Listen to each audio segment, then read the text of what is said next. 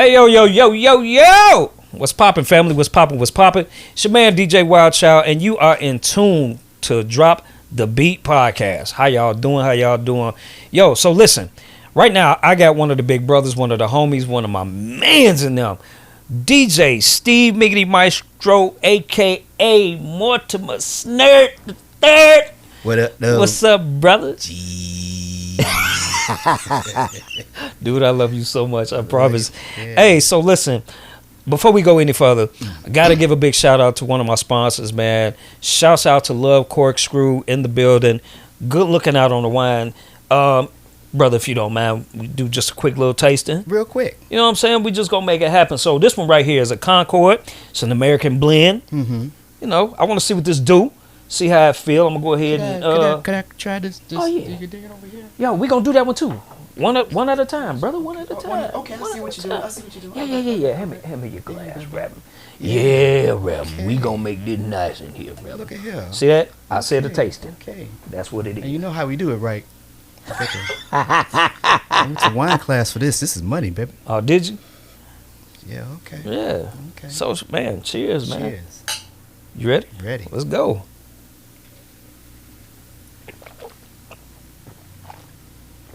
I keep saying the legs on this girl is good. Hey, now. This is all right. Okay. What you thinking? I feel grown right now. I feel responsible. Man, anyway, I ain't finna be messing with you. And then we got this Pinot Grigio. That's my thing, though. I like that. Oh, this your move? I like it right there. Oh, well, listen. Go on and turn this whole bottle up then, brother. Okay. Now, I know we ain't supposed to be mixing, but they all grapes, so do it really matter? It's grapes, baby. That's all it is, baby. Same company, right? Green, what is it? Green and black, purple grapes? Yep. Who cares? It's okay. It doesn't matter. Seedless.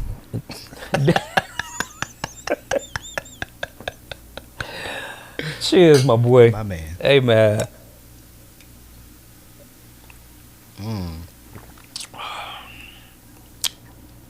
So listen. Yeah. That's it? Yeah, that's it. That's it? I think so, I'm man, taking, listen. Yeah. Once again, shouts out to Love Corkscrew for being a sponsor of this here podcast, man. Bang, bang. Definitely appreciate you for just, man, the good grapes. My knees feeling good right now. Dude, what the fuck? It's the grapes. It go straight to my knees. Like, hey. Oh my God! You ain't want to do no podcast, bro. I've never heard that in my life, dude. Yeah. What is wrong with you? But why I gotta be wrong? It's right to me, G. Hey, man. We'll be right back, man. This is Drop the Beat podcast. Oh my God. We'll be back, man. I'll holler at y'all in a minute. Peace. Thank you, brothers and sisters. We have something hip that we want to present to you. Yo, Soundman, turn it up.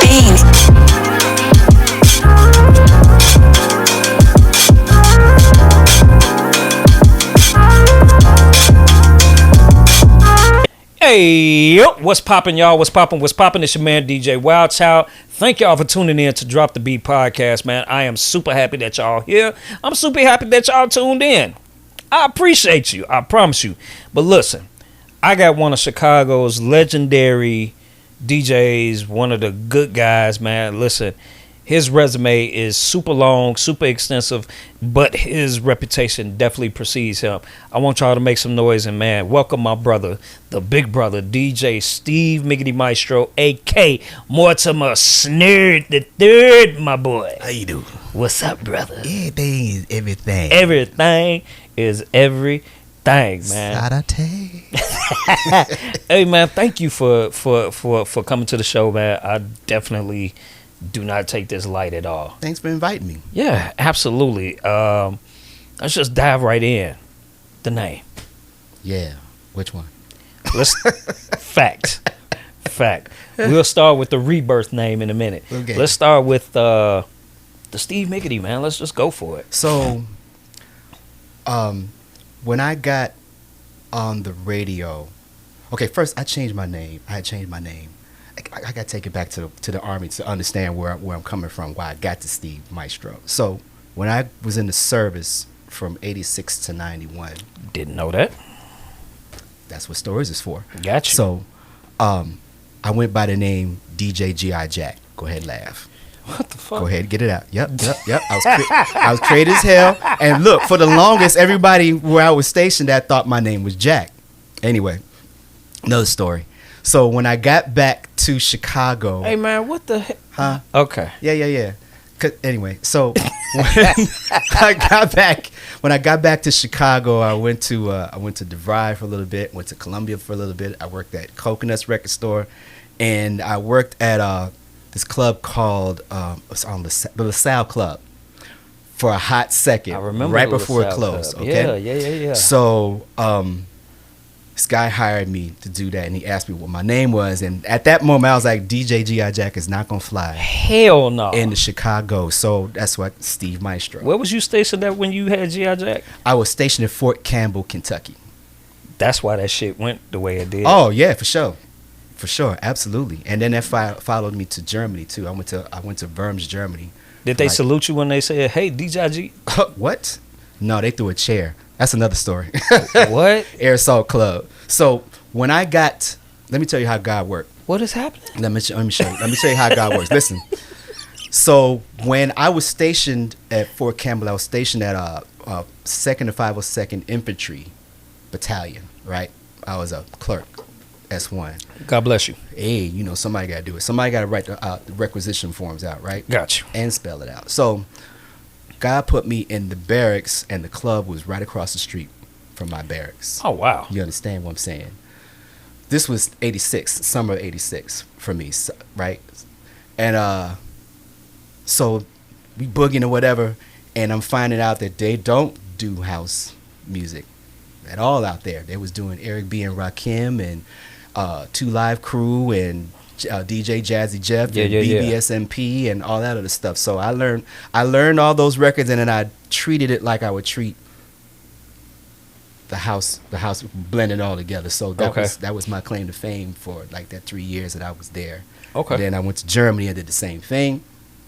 And then I got back home, and that's when all those things happened to get to Steve Maestro. So when I got on the radio, Rick Party, his show. Rick Party. Come on, Shouts man. out Rick Party. What up? Chicago got some super duper duper stars, and Rick Party was definitely one of them.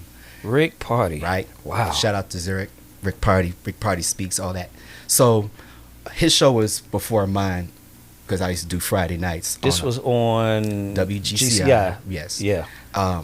So what he would do was, jazz the name up a little bit. So one night, he was like, I'm out of here. Armando's the Puerto Rican Casanova Club 1075. Damn, and, DJ. Okay. Oh, and then he went, and my man, DJ Steve Miggedy Maestro. So from that point on, everybody just flew from Steve there. Miggedy Maestro. Gone. Just like that. Miggedy, no diggity. I'm talking like 2 weeks. My mom started calling me Miggedy. It was crazy. So I'm gonna jump back to the GCI days. Let's fast forward to when you decided to pick up Mortimer. Because when I think Mortimer, of course, the movie Eddie Murphy movie, Trading Places. Mortimer. So there was a puppet by that name of Mortimer Snerd. And there was this old white guy. My grandma used to watch that stuff back on TV. That and Lawrence Welk and the whole Champagne music stuff. Okay. So that was a character, and his name was Mortimer Snerd. So that's where I got that name from, because you don't think of color when you hear the name. You think, what is it? Who is he? Okay. Right? As opposed to Andre Jones or something like that. You see what I'm saying? So that's why I chose that name. And then I also chose the name because I wanted something outside of Steve Miggedy Maestro. Okay. Because that name had become so associated with radio that people have a tendency to think that you can't do anything else as well as you did that. And what they don't know is I had been playing guitar since I was 7, and playing piano since I was 10. And then Prince came into my life, and that's where I picked up the bass and drums from. So, Whoa. You play bass? and drums. we got a whole what? How much time we got? Not enough, but there will be a part 2 apparently. So You're wrong with that. So all of that played into the DJ side, and then Prince came in, and then BMX came in, and then Art of Noise started to pop off, and then break beats and Imperial Brothers and Two Sisters and all that was going all at the same time in my head. And then I had cousins in New York, so they were sending my uncle was sending records to my dad, and that's how I got up on, Feel the Heartbeat and Super Rhymes rap and all the stuff that was outside the Sugar Hill Gang I was getting from my cousins in New York. Yep. Wow. You've been around. A little bit. You've been around. So let's jump back to the GCI days. How did you even get into GCI? So there was a contest that they had to DJ. I thought it was just going to be a one-time thing. Turned out to be a job. So I put in for it, and so let me speak on Chicago politics because it exists. Oh boy. Hey. Hold on. I'm only saying that because luckily I was blessed enough for them to accept me because of my talent. Okay, got you. I see what. Got you. That's what I'm just setting up for, because I didn't know nobody on the street. I didn't know the people that I know now. I was just like, for their purposes of bedroom DJ, right? Gotcha. Because I wasn't on the street as far as there was concerned, but I was on the street somewhere else. Anyway, so I got in the contest. I won that contest. They had me do hip hop and R&B for the first 2 hours, and then Mike Dunn was doing the last 2. That's right. He used to be on. Yeah. So that happened, and then some things happened, and then I ended up doing the whole show, and then one day I completely snapped and did all house music, and I got fired for a week. And I got hired a week later. What? Well, I was wild, bro. I just came out the army, my man. How do you get fired for a week and then brought back that following week? Bucking the system, man. I had to be there. I had to make an example of me because I was wild. The example? You think you a wild child? I was. You don't know, brother. You don't know. But that you can. God had put me in that place and other places because I was so focused. Especially when it came to house music, because we're from here and it wasn't getting the proper shine that it used to get when we were growing up. So we bumped heads a lot, me and Elroy, R.C. Smith. But shout out to Elroy. Shout out to the Godfather. Shout out to Elroy. Let me tell you something. That brother taught me about branding more than anything. Dope.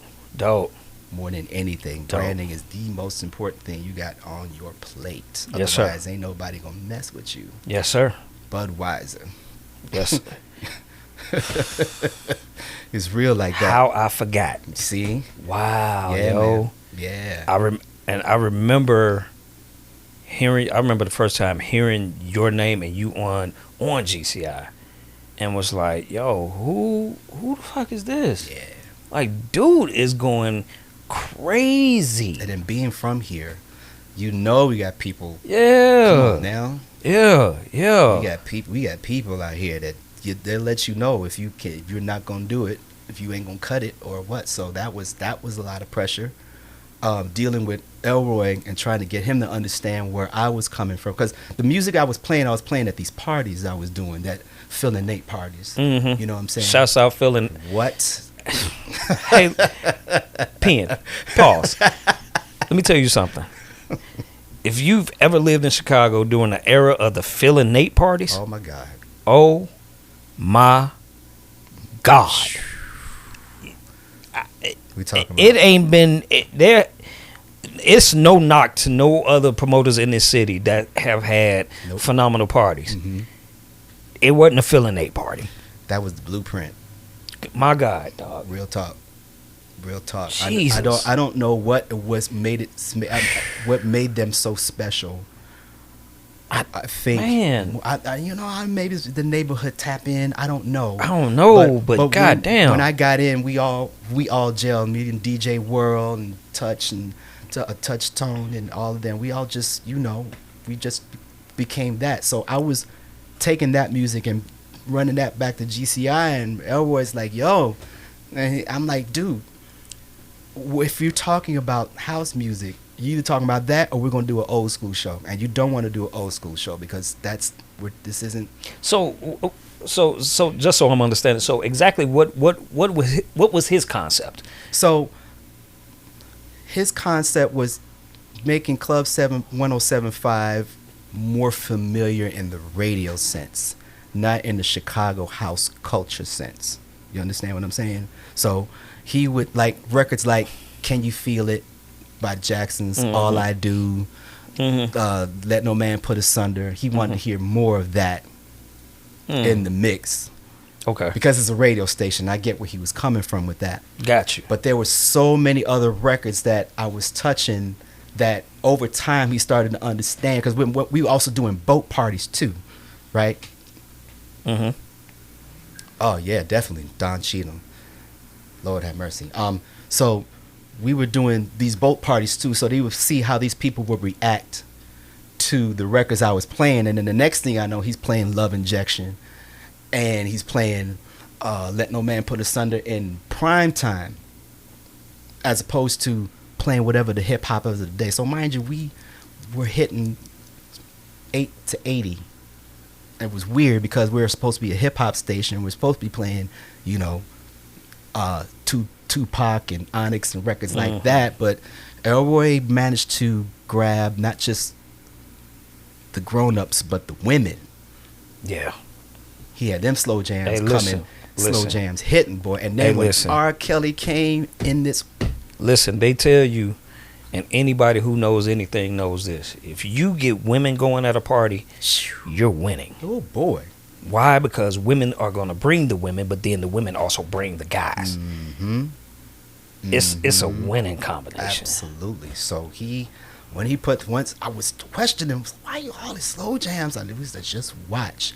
And then we would go out and do these dates with these artists, and all women, nobody, and all that. I was like, wow. Then once again, R. Kelly. When 12 Play came out, brother, between them, him, and the Bulls. That was 90. 94, What was that? 95? 94. 94, 95? Mhm, Oh my God, dog. 12 Play hit, and boy. And I'm going to speak for me. I am going to speak for me. I do not condone, and we're not even finna touch the whole topic. But at the end of the day, and I've said this even during my sets, because I recall even after everything went down with him, you get blasted, or I've had people literally get mad at me, but like, why the hell you play? Like, listen, let me tell you something. I ain't condoning nothing that man do, or I ain't even saying it's cool. I cannot deny the fact that this man has hits, right? And if I am going to be honest with myself, Michael Jackson had all them allegations with kids, but that never stopped us from playing Mike, right? Marvin had his situations.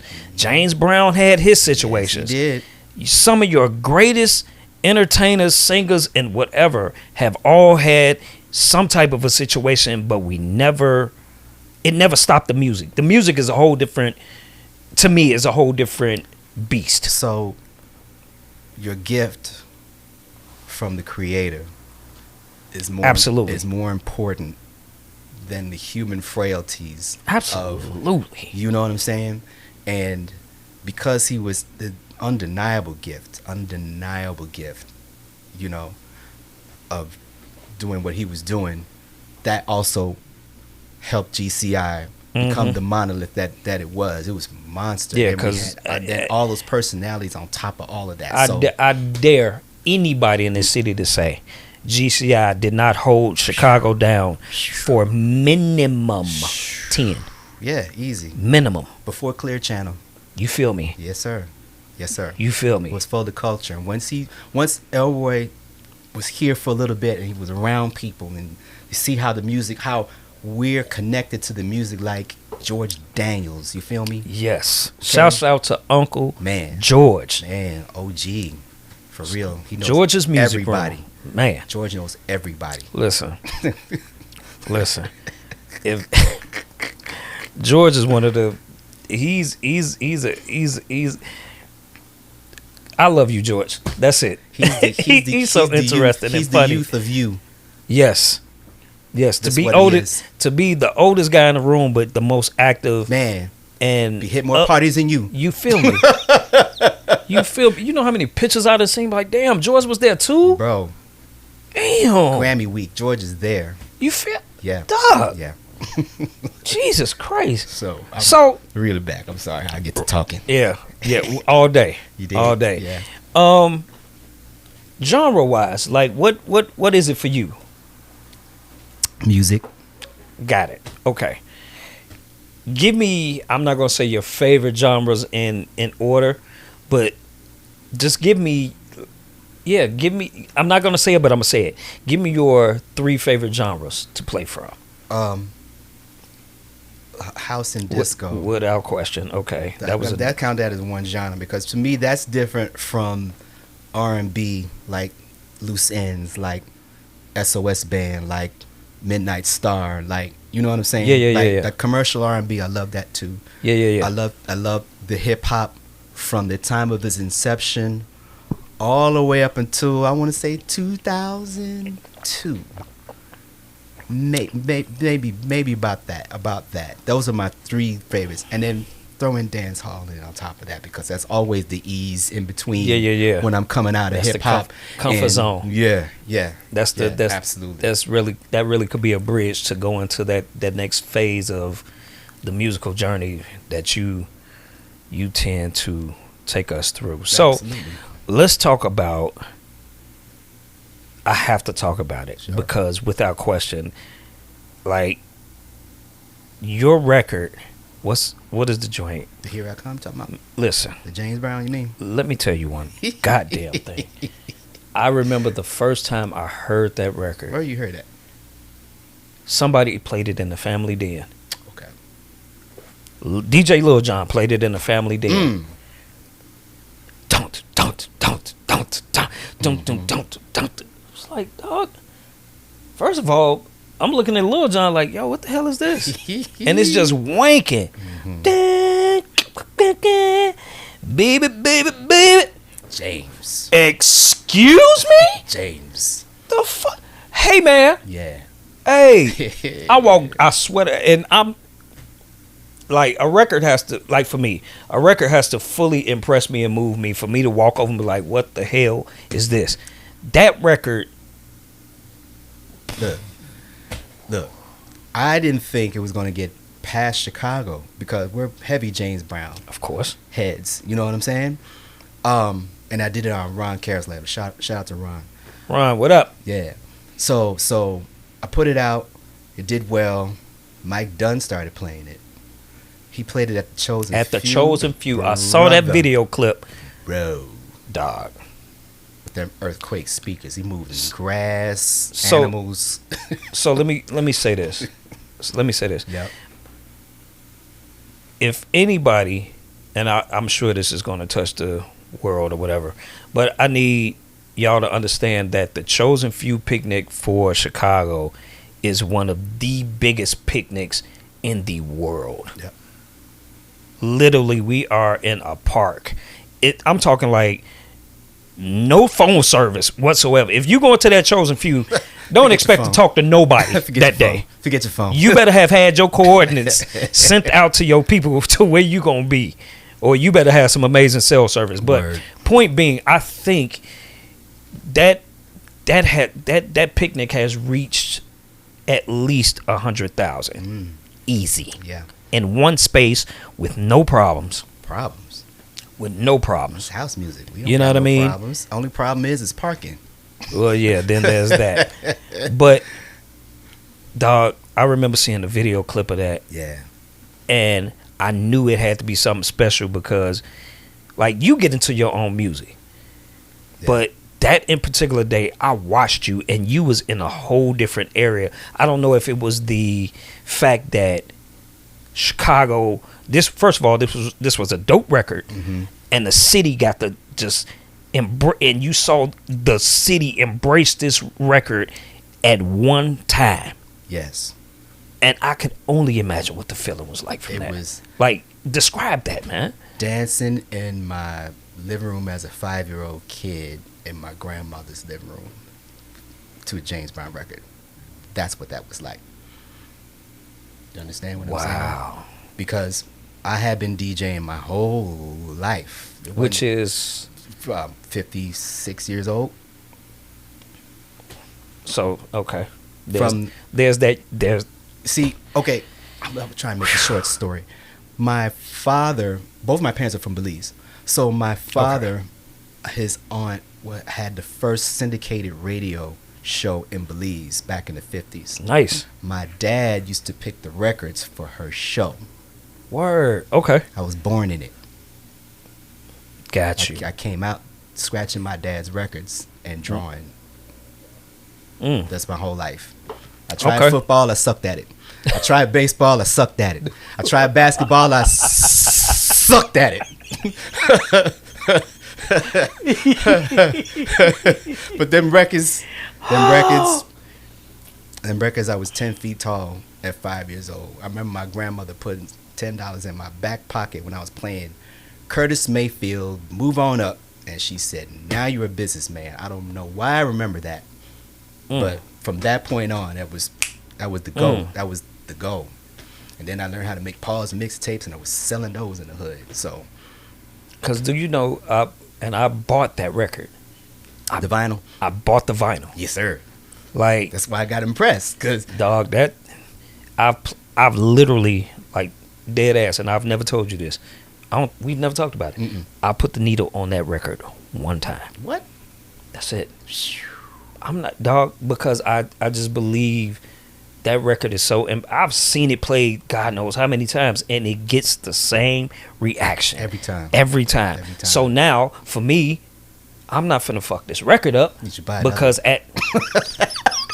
dog, shut up, man. Because you're going to do a my vinyl God. set. And you got to impress them in this white vinyl. Come on, dog. No sir. You could put one in the No display sir. case. I'm gonna and- keep that boy right where it's at That's with love. with the rest of them records that with the rest of the records that haven't even been opened. That's love, bro. That's where that record is gonna stay to me. Appreciate you. Dog, that thing. Yeah. And then to show you my level of respect for you, I remember you gave me oh no, don't let go. Oh, yeah, right. You said to me the day you gave me that joint, you said, little brother, don't give this out to nobody.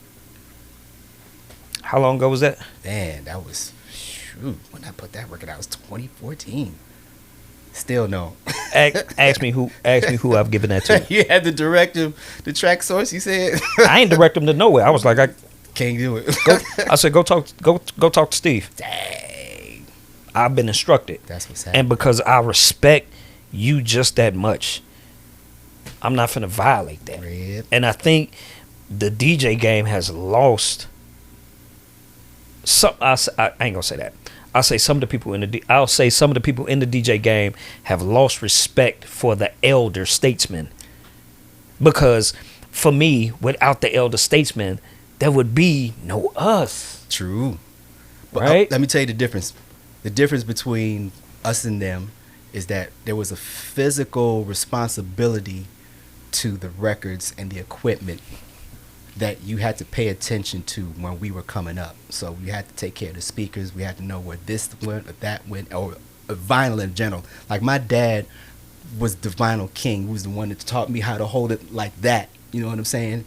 And I see a lot of people don't know that. Yeah, it's yeah. a certain way you have to hold this You gotta- record. you gotta hold it You'll like see that. just certain people. Now I Yeah. get it in the midst of it. I get it. You just gonna grab the record, but the art of Yeah. holding like that. So things like that were missing. And so the digital age, and because people don't think of the terabytes you have as any worth as opposed to the records that you have in the basement or in the storage or whatever. So they thinking, just give me whatever, because they didn't grow up in the culture. They came up as data entry specialists. Does that make sense?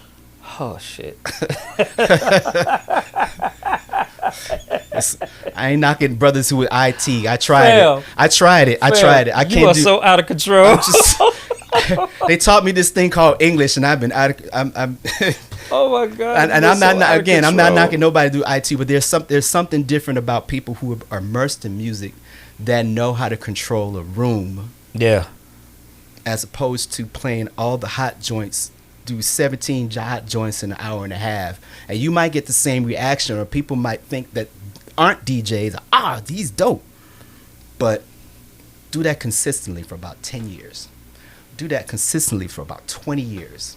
Do that consistently for about 30 years with grown-up stuff happening to you.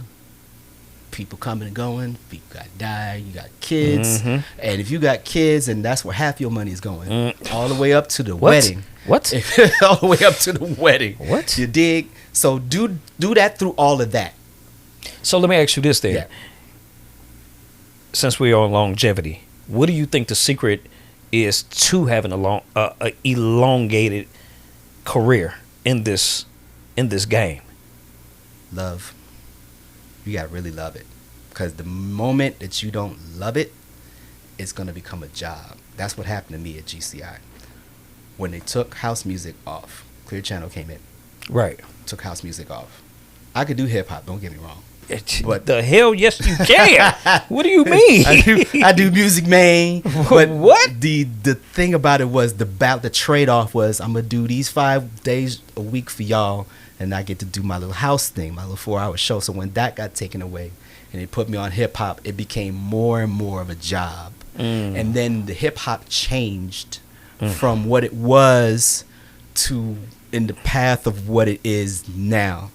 So at that time, it changed, and I came from, mind you, I came from. Yeah. You see what I'm okay, saying? seeing where you okay Musically. from your start. Got you. Absolutely. Okay. So Okay. after DMX, and then Master P came in, and the music that sounded like that came in, and at first it was integrated, but then it became everything. Mm-hmm. And that's where I lost the soul for being on the radio. So that's when once it became a job and the love was gone, I knew I had to go. Got you. Yep. Okay. So love is what makes you the longevity of, as long as you love doing it. That's why I switched over to producing, because at some point I was gonna make some records anyway, and Right, I got a better right. understanding than most, right? So, and then with the musician thing on top of that, so Yeah, because your ear is definitely. I remember when you and first of all, to know that you held me in that high enough respect to call me to be like, yo, let's work on a record together, even though it hasn't happened yet. putting in the air. But yeah, we gonna work. Mhm. We said that then. But the fact that you held me in enough regard, because I guess we both hear in the same format. I heard it the first time you DJ'd. You remember? So it was at Devo's house, the last party he had at in the backyard. The backyard He joint. was spinning. What happened was there was a beer behind this, the setup, whatever, and it was leaning over to the plug, to the strip, and it was getting ready to fall over onto the strip. So it fell on for a second, and I unplugged it. You don't remember that, do you? Vaguely. Yeah, I remember that. Vaguely. Because for a hot second you thought, oh, he sabotaged me. But when I explained to you what had happened, once I saw that beer going on the strip, the first thing I thought was, it's going to go out. Right. And I'm at my man's house getting damaged over Right. whatever. So, voom. And then we chopped it up and we talked. You were transforming, doing it to death. Oh, the The horn part. So once I heard you do that, I was like, he eyed with me, man. Dog. Yep, that was and it. what's crazy, I don't even remember what made me transform that part of the song to turn myself into the musician at that point. I You don't were remember. a musician. So how you treat. See, people think because of that it plays music and that it's easy. But if you manipulate enough, you've had training in musicians where you have to do this and you did something to the beat with it. That's what made Jazzy Jeff what he is. He's a musician. It's just that's his Insane. weapons of choice. And Insane. then he'll take 2 records and he'll blend those 2 records together in key. Yes. That's music stuff. That's Yes. math, Yes. right? You do the same thing. So the first time I heard you, I was like, yeah, that's my man's. Dog, thank I was- you. Yep. Thank you, My dog. man's. Wild child. Wow. And then it comes down to let's talk about Dean's Backyard joint. What happened? Let me tell y'all something. Oh, Right? okay. Let me tell y'all something. So one of the guys had me and him slated. I forgot what holiday it was. 4th of July, something. Yeah. It doesn't matter. Had me and him slated. We was doing the event together or whatever. Yeah. I come in, it's like, of course it's all love. What's up, brother? What's up, brother? We get to going. I go ahead and do my thing. He started showing off. Is yeah. what happened. Anyway, no, sir. Go No, sir. Go ahead, sir. Stop playing with me. I'm drinking. However, I do my thing or whatever, and this dude comes in. Let me tell you something. His first 20 minutes was mashup after mashup after mashup after.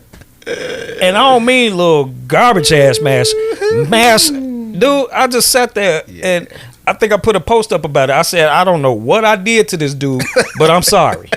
My bad. My bad. I'm Because, sorry. dude, you killed. And it wasn't even, that's the thing. It wasn't house music, which Right. everybody is like, Steve, house music. Steve. Right. No, this was R&B and hip hop. And Yeah. dog, Yeah, Pharrell with Usher type. You dig? Yup. That's what makes Shit. the whole DJing is Jesus. fun. Is that before stems was a thing, if you had them little dub plates on you, you win every time wherever place you go, right? Yeah. And especially our age group where we know all these songs, Yeah. right? And then Jay Dilla came in and messed everybody's Oh, my God. drum pattern up, and that just laid a whole nother you dig to it. So Yeah. you know. That, You know? dude. But that's the whole love. Love is psychic, and it takes 3. I figured that out. Okay. Yep.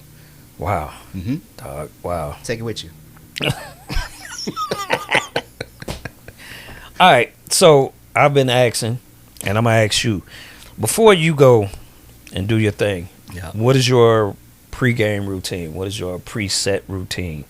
Before If any. Before I gig or before I Before a produce? There's a difference. Let- Yeah. Give me both. Okay. Before a gig, before a gig, I go through folders. Absolutely go through folders, and I make a master folder of stuff that, in my mind, that I want to play for the night.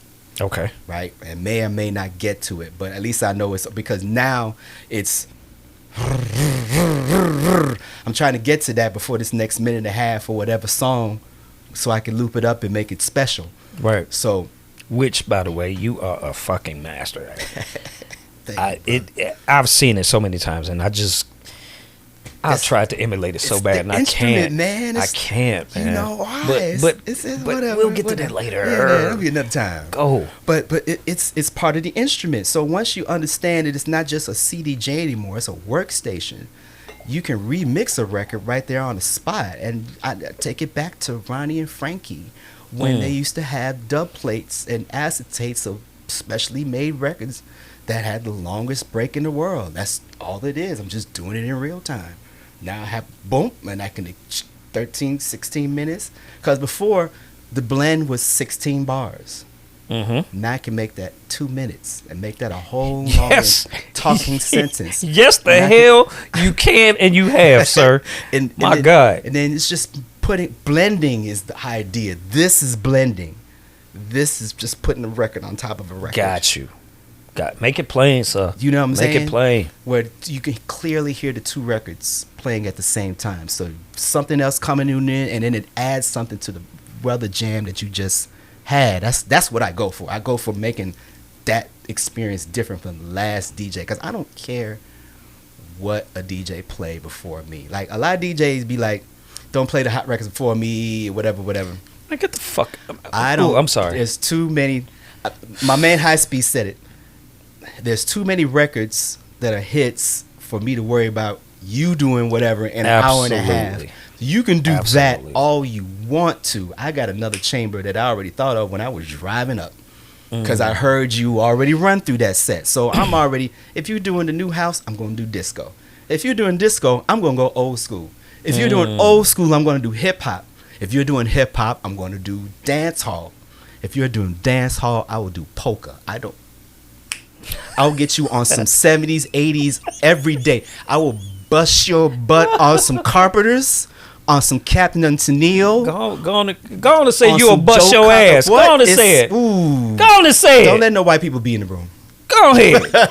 I'm a music man. Everything else, the record industry made up all these labels so they know how to sell these The man records. said, "I'll play poker." What? That is I had you hilarious. juking. What? This music is dope, bro. You even look that up, man. Oh my God. Everything has soul, man. Yeah. You know what I mean? Yeah. Because I know for a fact it was funny to me. I remember the first time in the den, Mm-hmm. I was just on some like, and I have that bad. I ain't gonna say I have it bad. It's intentional. Mm-hmm. I'll be in the, and you've seen me do it. I'll just be in the spot and I'll just be like, man, fuck it. And be zone out. I went to salsa and merengue, Mm-hmm. and the room was kind of like, Yes. Yes. What happened? Yes. what is this dude Let doing? me tell you something. All y'all got Spanish friends. Stop playing. Hey, All y'all listen. got Spanish friends, and you Listen. at least been to one party from Absolutely. your Absolutely. Mexican or your Puerto Rican or your Dominican. All of them. Stop playing. And So- go ahead. So to jump off of what you're saying as far as, just being a music man, Mm-hmm. this is when I'm gonna tell you this one time, and I remember it just as vivid as yesterday. I remember I was playing in the den. I had that effort moment, Mm-hmm. and I was in that vein, and I've never ever, and I could be wrong, I have never heard nobody play Clark Sisters' "You Bought the Sunshine." Up until that point, before Spin put out that remix. But you're right. No, I ain't even talking about. I'm talking the original record, Mm-hmm. Right. right? So it was a football Sunday. Mm-hmm. Oh, in the middle of football Sunday at that. Dog, and I'm they there, and I was just like, fuck it, dun dun dun you there, and to see the whole room was like, Yep. oh, On a Sunday. and to start seeing this whole super jam packed room, because you know the old Sundays, oh my god, Yeah. Ridiculous. It was during the old Sundays. Yeah.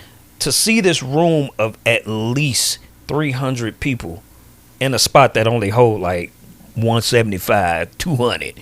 But shh, I ain't finna tell nobody. Don't tell mom. But to see that, dog, that's when I knew, like, yo, this music is for everybody. It is.